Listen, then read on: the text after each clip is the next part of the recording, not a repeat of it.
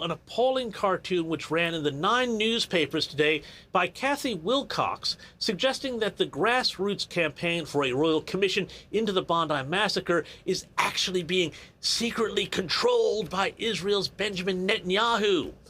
It's an appalling smear, and here to talk about it is former president of the Australian Jewish Association, David Adler. David, thank you so much for joining me tonight. This cartoon really shocked me. I know a lot of people are talking about it today. We're looking at it on the screen right there. You see all the different groups that are calling for this royal commission. You see various politicians, John Howard, Jacinta Price, David Littleproud, others, and they're all marching to the beat of Benjamin Netanyahu beating his drum while a doggy says, "Don't mention the war." David, explain how this cartoon feeds into some of the most ancient stereotypes around Jews. James, thank you for highlighting it. And you used the term appalling. I mean, you can use the strongest word that you can imagine to describe this. It is appalling. It's highly distressing for the Jewish community, and it's highly distressing in particular for the families of those murdered at Bondi Beach just a few weeks ago. The timing is also appalling, coming so soon after that terrorism, and the last funeral of a person murdered at Bondi Beach was just today.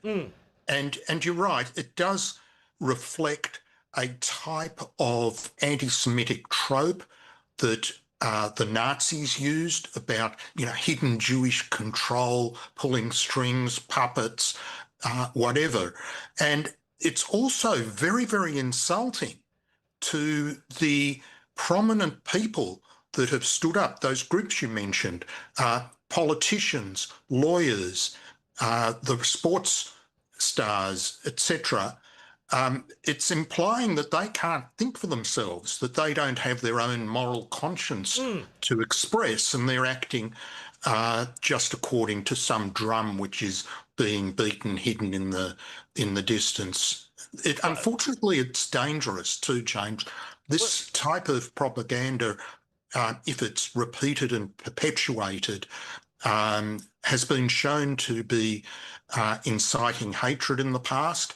And of course, we've seen through history where that leads.